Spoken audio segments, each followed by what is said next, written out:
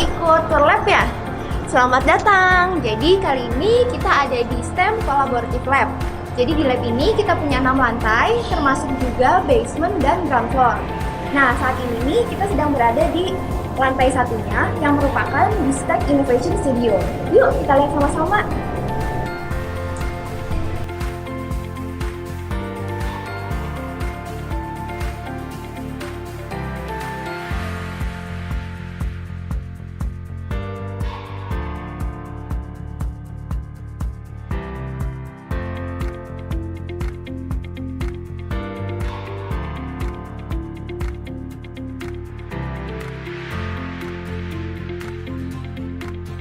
Nah, sekarang kita akan ke ruangan pertama di STEM Collaborative Lab, yaitu Virtual Lab. Yuk! Selamat pagi, Pak Wisnu. Selamat pagi, Bu. Apa kabar? Selamat, Pak. Boleh dijelasin nih, Pak, ini lab apa ya kalau di sini ini? Ya, ini namanya Laboratorium Virtual Lab. Nah, lab ini memberikan fasilitas untuk keperluan praktikum mahasiswa, antara lain praktikum di bidang pemrograman dasar, intermediate programming. Mereka juga bekerja untuk melakukan pengembangan web-based mobile application, web-based and mobile applications, dan juga basis data. Jadi seperti yang kita tahu banyak banget ya aplikasi, mau kita pinjam uang, belajar, pesen makanan, semuanya pakai aplikasi gitu ya. Iya, betul. Kira-kira kalau software engineering itu perlu belajar apa aja sih, Pak? Iya.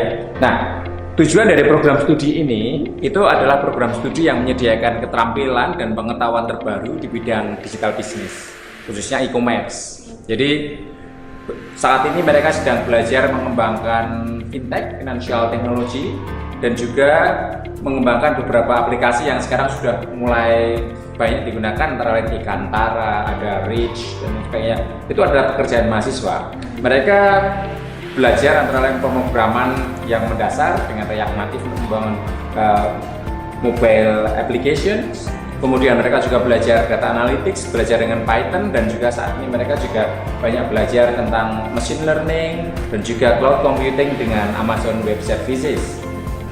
Berarti lengkap sekali ya pelajarannya, dan Betul. pastinya lulusannya sangat dicari-cari ya. Betul, di masa betul. depan.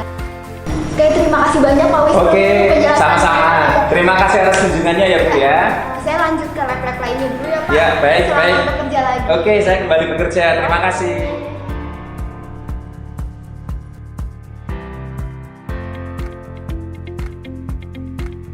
Sekarang kita ada di ruangan yang kedua, yaitu Ambient Intelligence Lab. Nah, apa sih Ambient Intelligence itu? Kita langsung tanya aja ya, sama-sama. Selamat pagi, Pak Erwin. Selamat pagi, Mbak Olia. Ini ada teman-teman yang berkunjung dan mau tanya, katanya Ambient Intelligence itu apa sih, Pak? Sebenarnya ambient intelligence ini pengembangan dari artificial intelligence. Kalau kita ngomongin artificial intelligence itu biasanya kan masih di ranah konsep, tapi di sini kami akan membuat artificial intelligence itu lebih real. Ada hardware-nya, lalu ada software-nya juga, jadi mahasiswa bisa langsung praktek tentang apa itu artificial intelligence. Nah, salah satu hal yang dipelajari di lab ini adalah bagaimana kita bisa memberikan kepintaran ke dalam suatu komputer. Jadi artificial intelligence, kepintaran kita akan kasih ke komputer sehingga kita bisa berbicara dengan komputer itu. Untuk lebih jelasnya, mari saya tunjukkan. Jadi di sistem ini, user akan berinteraksi dengan komputer.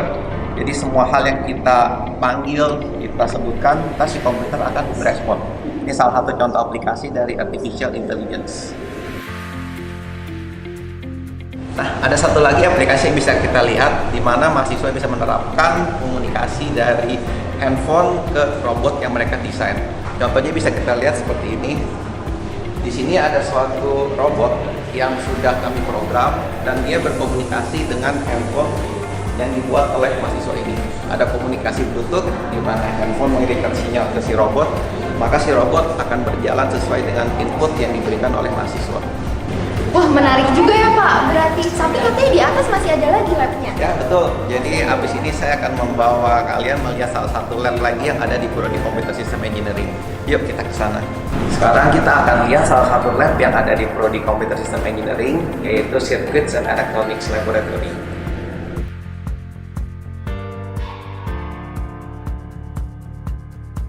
Jadi Jadi lab ini adalah lab dasar untuk prodi Computer System Engineering, di mana mahasiswa diajarkan bagaimana merakit dan mengerti tentang sirkuit elektronika dasar.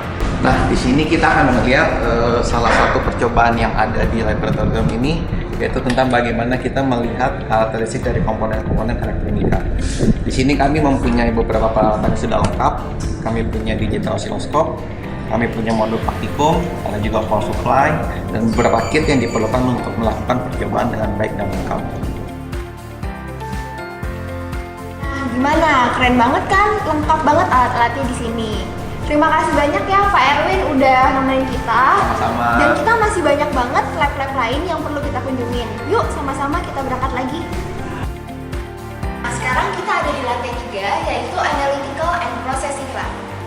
Di sini ada beberapa lab yang dapat membantu program studi Food Business Technology. Salah satunya adalah Food Processing Laboratory, lalu ada juga Chemistry Laboratory dan Analytical Laboratory. Sekarang kita ada di Analytical Processing Lab. Yuk kita lihat ada alat-alat apa aja sih di dalamnya. Ada yang pengen nanya nih, kira-kira alat-alat apa aja sih yang ada di sini? Oh iya, ini adalah rangkaian alat yang kita gunakan untuk menganalisa komponen protein dan lemak di dalam bahan pangan. Ya, protein dan lemak biasanya kita temukan di dalam nutrition fact bahan pangan. Ya, seperti ini. Oke. Nah, alat-alat ini kelebihannya adalah lebih modern dan lebih cepat dibandingkan dengan alat-alat yang biasa digunakan secara konvensional. Wah, kalau ruangan ini ruangan apa nih Bu kira-kira? Ruangan ini adalah fermentation room. Ruangan ini biasa kita gunakan ketika kita bekerja dengan mikroba. Di dalamnya terdapat biosafety cabinet yang membuat kita aman dari paparan mikroba. Dan ruangannya disetting sesuai dengan standar internasional.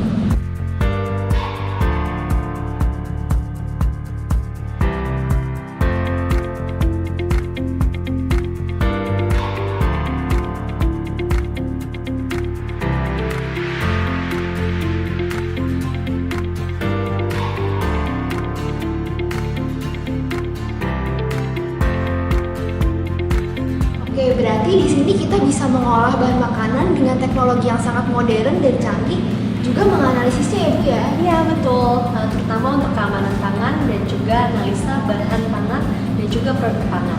Oke, terima kasih banyak Bu Siska informasinya. Saya lanjut ke lab yang lain ya. Oke. Sekarang di lantai 5 ini kita berada di Computational, Networking, and Advanced Analytical Laboratory. Salah satunya lab yang akan dipergunakan oleh program studi Product Design Engineering, yaitu lab Prototyping and Ergonomics.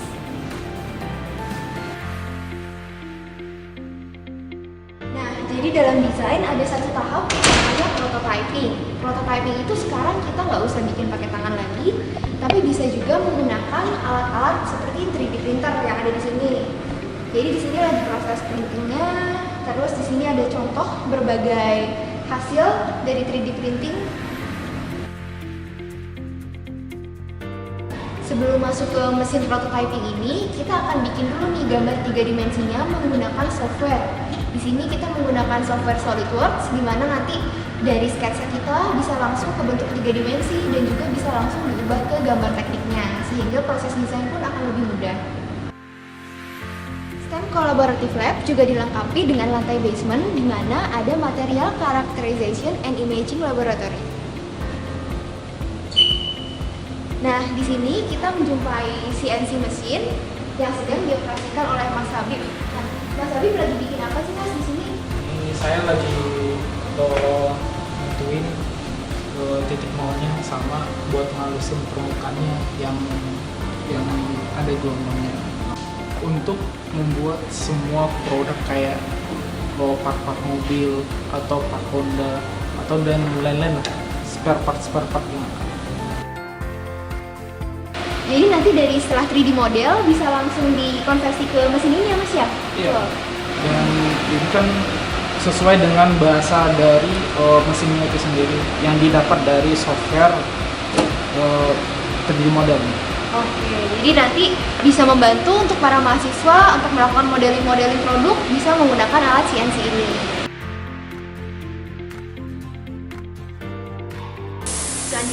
kita ke material testing laboratory. Di sini kita bisa tes nih daya tahan produk-produk yang kita buat, apakah sudah cukup kuat atau belum. Jadi dari mesin ini kita bisa tes produk dengan dua cara, bisa dengan uji tekan maupun uji tarik. Nah, gunanya apa sih? Jadi misalnya kita punya kursi, sampai berapa kilo sih orang bisa dudukin kursi itu? Atau kalau misalnya kita bikin helm, apakah dia sudah cukup kuat kalau misalkan ada tabrakan misalnya? Nah, hal-hal seperti itu yang harus juga diperhatikan ketika kita mendesain sebuah produk. Nah, akhirnya inilah akhir perjalanan kita. Sekarang kita berada di lounge, di mana mahasiswa bisa belajar bersama atau bisa berdiskusi. Kalau misalkan kamu mau info lebih lanjut, kamu bisa lihat informasinya di brosur, atau kalau kalian mau tahu juga, kalian bisa berkunjung ke www.prasetyamulya.ac.id/STEM.